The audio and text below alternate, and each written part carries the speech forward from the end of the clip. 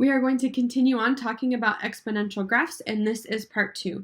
In this section, we will understand compound interest and talk about how that's related to exponential functions. We'll understand the number e, and then we'll graph exponential functions that have a base e. So in the previous lesson, we talked about bases. We had 1/2, we had 3, we had 2, and when we go to graph exponential functions in this lesson, we are going to graph exponential functions with base e. So let's talk about where the number e comes from. Okay, so to get there, we need to start with compound interest. So compound interest is interest accrued on the original amount and on the interest. So here's what interest is that if you are borrowing money, interest is the charge for borrowing. If you have so that would be like a loan of some sort. If you are using a savings account and you're leaving money in the account and you get interest, it's the interest that you are personally earning for leaving your money in that account. Okay, so the way that compound interest works is you put an original amount, which is called the principal, which we'll get into later, into a savings account, and then there's a compound period for interest, so it could compound, let's say at the end of every 6 months. Okay, so you put an amount in January. At the end of, or in June, you would earn a little bit of interest, so you would have a new balance, okay? And then in December, you would earn interest not on the amount that you put in January in the original amount, but you would earn interest on the new amount that happened in June. So you're getting interest on top of your interest is one way that I like to think about it. Okay, so the compound interest formula is given by A equals P times 1 plus R over N to the NT. So let's talk about what all of these letters mean in this formula. So A is your amount or your accumulated balance. So this formula will tell you the amount that you would have in a savings account with a given stipulations as part of the account. Okay, P is the principal or the amount that you originally put into the account. R is your annual interest rate, and it's expressed as a decimal. That's very important that you remember to use R as a decimal, not as a percentage. Okay, it's usually given as a percentage and you have to convert it to a decimal.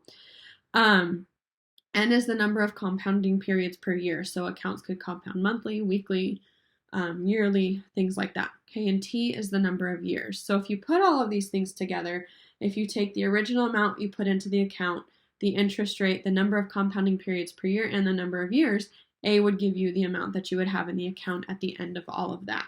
Okay, so there are some key words for compound interest. So annually means that interest is compounded one time per year, which would give us N equals 1 on the formula on the previous slide. Okay, remember that N is the number of compounding periods per year. So if it's just one time per year, N is 1. If it's semi-annually or biannually, that's 2 times per year. Quarterly is 4 times per year. Monthly is 12 times per year. Weekly is 52, and daily is 365. Okay. And those are things that you would need to know. Okay, so let's do some examples. So use the compound interest formula to compute the balance in the following account after the stated period of time, assuming interest is compounded annually. So we have that $7,000 invested at an annual interest rate of 0.9% per 18 years. Round your answer to the nearest cent. So one thing I like to do with these problems is I like to label all of the information that I'm given. So starting at the beginning, we have compound annually, which means N is equal to 1.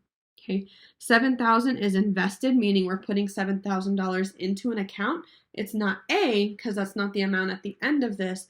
This is what we were originally putting in. So P is 7,000. Our interest rate is 0.9%. So as a decimal, we move the decimal 2 places to the left. So 0.009 for 18 years. So this is time. Okay, so now we can plug all of these into the formula. So we have A is equal to P, which is 7,000, times 1 plus R, which is 0.009 over N, which is 1, raised to the N times T. Okay, so this is what it should look like before we plug it into the calculator.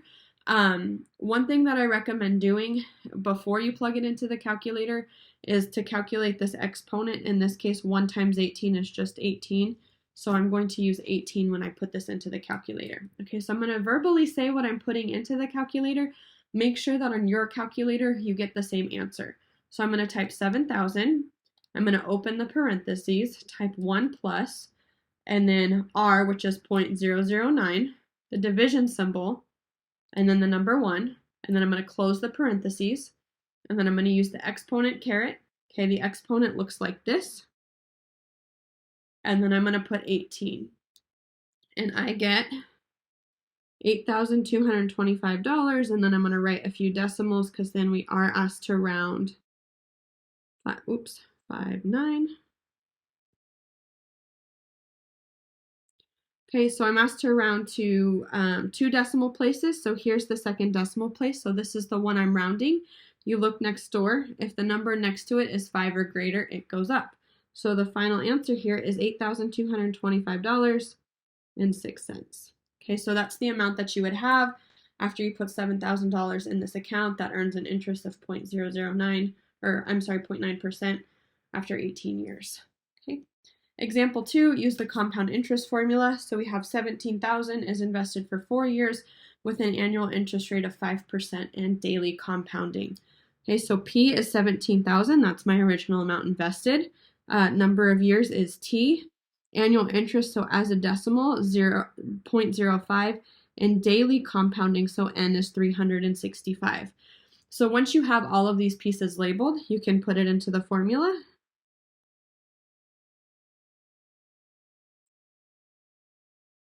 Raised to the 365 times 4. Okay, so in your calculator, you have 2 options.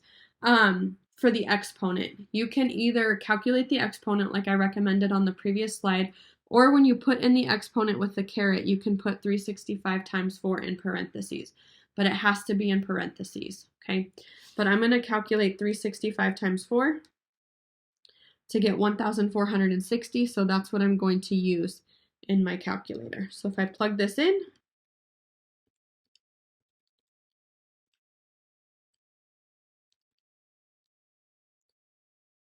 I get $20,763, and then I'm going to write a few decimal places. Okay, we're asked to round to 2 decimal places, which is also another way of saying the nearest cent. I didn't put that on there, but that's what we'll round to. Usually money goes to the nearest cent, okay, dollars and cents. So 2 decimal places is the hundredths place, or 2, or like if you go to a restaurant or McDonald's and it's $4.52. Okay, you have 2 decimal places there. So 6, you look next door, the number next to it is less than 5. So the 6 stays the same. So our final answer is $20,763.56. Example 3. So following the birth of a grandchild, Marty deposits $5,000 in a college trust fund with 3.9% annual interest, compounded quarterly. Find a function for the amount in the account after T years. Okay. So in this case, we're going to be asked to intake all this information and to create a function. So $5,000 is invested, so that is my p-value.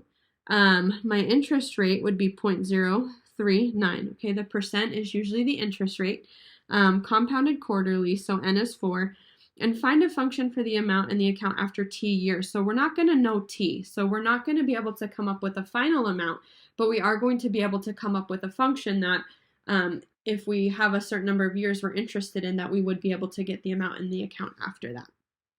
Okay, so we have A is equal to P, which is 5,000, times 1 plus R over N raised to the N times T, which in this case is just going to stay as T, okay, since we don't have a value.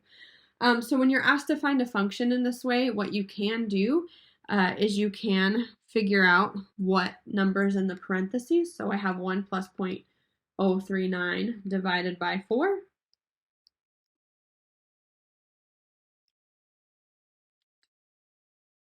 Okay, which gives me 1.00975 raised to the 4t. So this would be my function that gives the amount. We can call it A of t.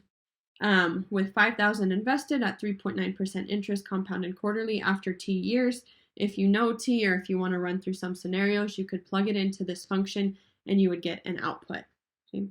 So that brings us to the number e. So we talked about the compound interest formula is A is equal to P times 1 plus R over N raised to the power of N times T. I like to think of it as you earn interest on your interest. Okay. But let's say we have the scenario where we put $1 in the account. It's invested at at a rate of 100% and t is equal to 1. Okay, so as n goes to infinity, which means as we compound and compound and compound, this is more than months, more than days, more than hours, more than seconds, more than milliseconds. It's always compounding. What happens is this number a goes to 2.7181, which gives us the number e. Okay, so this is one of the places that the number e comes from. And so for continuous compounding, we have a is equal to p, and instead of this 1 plus r over n to the n t, we have e raised to the rt. So if you're told that it's continuous compounding, this is the formula that you'll use. Okay, so I have e written out here, but make sure you locate the e button on your calculator because you can't use a rounded value. You need to use the value that's in your calculator. Okay. So just a quick example of this. So we have $15,000 invested at a 0.3% interest, compounded continuously for 5 years. Find the balance. So we have P, the amount invested. We have R, 0.03003, if we move it over 2 places. Continuously, so that means we are going to use A is equal to PE to the RT. And then for 5 years, so T is equal to 5. Okay, so in this case, we would have A is equal to 15,000. We have E, and our exponent here, and you can put it in parentheses, R is 0.003 times 5. Okay, so I'm going to follow the same thing where I'm going to do 0.003 times 5 to get 0.015. So in my calculator, that's what I'm going to use. Now in my calculator, so I'm using the Texas Instruments, there in the upper left, there's the second button, and then below that is log, and then below that is ln. And e to the x is written in gray above the ln button. So to activate that, you have to use second and then ln, okay? So what I'm going to do is I'm going to say out loud again what I'm putting in my calculator. So I have 15,000, and now I'm going to press second ln, and what happens, and I don't think this will show up, but I have e raised to a power, and then I'm going to put 0.015 and close the parentheses, and this gives me $15,226, 69597. Okay, round to 2 decimal places, so we're rounding the 9. We look next door. Since the number is 5 or more, it goes up. So instead of 0.69, 1 cent more than that would be 0.70. Okay, so the final answer here is $15,226.70. Okay. So all of that to get us to what the number e is. So the graph of e to the x looks very similar to the exponential functions that we talked about previously, and so now we are going to apply some transformations. Okay, so graph the function e to the f of x equals e to the x minus 3. So we would start with f of x equals e to the x. Okay, when x is 0, y is 1. If x is 1, y is e, which remember is approximately 2.7, and it goes on from there.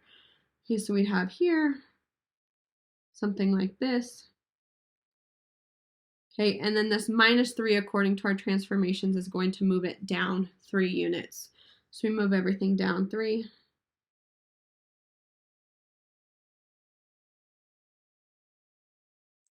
And this blue line would be the graph approximately of f of x is equal to e to the x minus 3. Okay. Next, example 2, graph the function f of x is equal to 2 plus e raised to the negative x. Okay, so we would start with f of x equals e to the x again.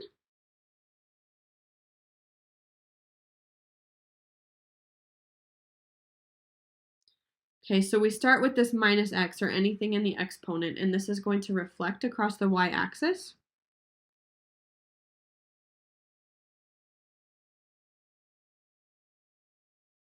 Okay, so if we do that, we have this blue line instead, and then the plus 2 is going to move it up 2. So we go 1, 2.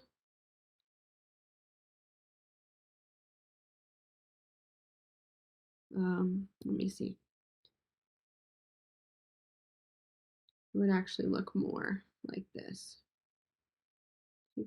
So purple is our graph of f of x is equal to 2 plus e to the negative x. Thank you for watching. If you're having any trouble with your calculator, please reach out to me. I want to help you with that.